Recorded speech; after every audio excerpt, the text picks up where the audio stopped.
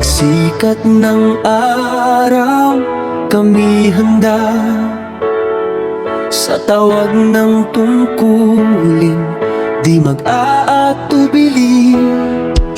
Sa bawat lansangan ng Dasmariñas, kapayapaan ang aming sinasandigan.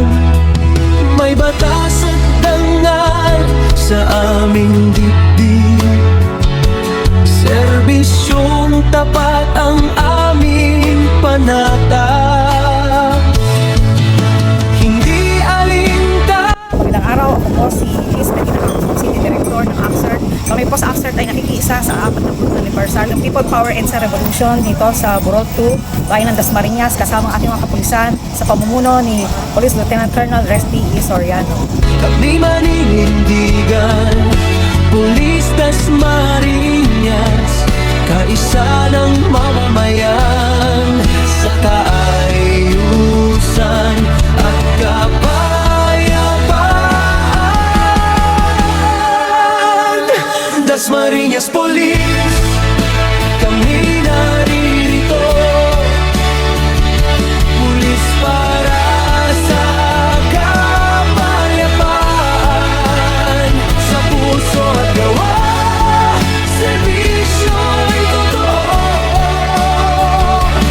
para sa bayan ng Dasmariñas. Batas ang gabay, bayan ang una. Good morning po sa lahat. Ako po si Maria Teresita Elvira C. Antonio, Club President po ng Rotary Club of Cavite Uptown. So kaya nandito po tayo ngayon upang bunitain, ipagdiwang ang EDSA Revolution. Nagkaroon din tayo ng konting talk kasama ang PNP. Siyempre po kung ano yung advocacy ng PNP, sinusuportahan po ng Rotarian. Meron po tayong na-discuss regarding sa mga rape victim, na maging aware ang ating community, ang ating mga kabataan. So nagpapasalamat kami sa mga PNP kasi nagkakaroon lagi ng ganitong pagkakataon upang maliwanagan ang ating mga komunidad, ang ating mga kabataan. Sana po palagi po mayroong ganito. At kung ano man po yung advocacy nyo, talaga po dito po ang Rotary Club of Cavite Uptown, susuporta po sa inyo. Maraming salamat po. Hello. Sa kabataan, sa matatanda, Hello po, magandang araw po sa lahat. Kami po sa pamahalaang Barangay Burol 2 sa pangunguna po ng aming butihing punong Barangay Edwin C. Unlayaw. At ako po si Kagawad Erin Jane Antonio Abalyar.